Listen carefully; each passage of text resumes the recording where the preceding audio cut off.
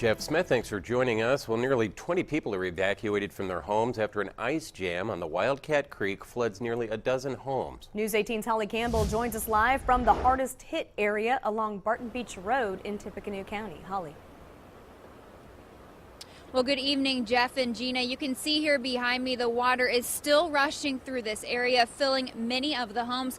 Now, I did speak to a lot of people in this area who had to be rescued by boats this morning, who told me they are used to seeing flooding in this area, but they've never seen anything like this before. We've lived out here for about 30 years, and I've seen 3 floods, and nothing ever as bad as this. It's been unbelievable. People living along Barton Beach Road are in awe as an ice jam in the Wildcat Creek causes floodwaters to fill nearly a dozen homes. It's very usual for it to flood here. It is absolutely unusual for the current to come through the homes like it is right now. I've never seen an ice jam like this. At midnight, Barton Beach Road looked like this.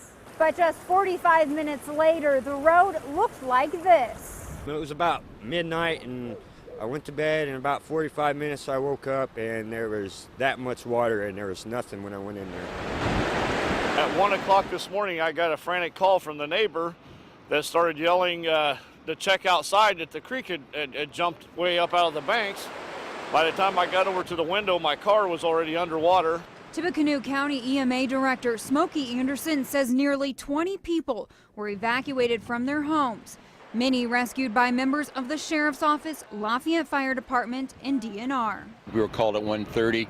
We removed about 10 folks, and then another 8 or so elected to stay, and then the river continued to come up. They wanted to get out, and we came back this morning around 7. We were rescued by the Sheriff's Department, and they came down in the hovercraft boat and rescued us from the house. They carried us, they had to literally carry us from the house because the water was 4 feet deep at the back door. Anderson says there's not much crews can do to bust the ice jam because they're not sure exactly where the problem is.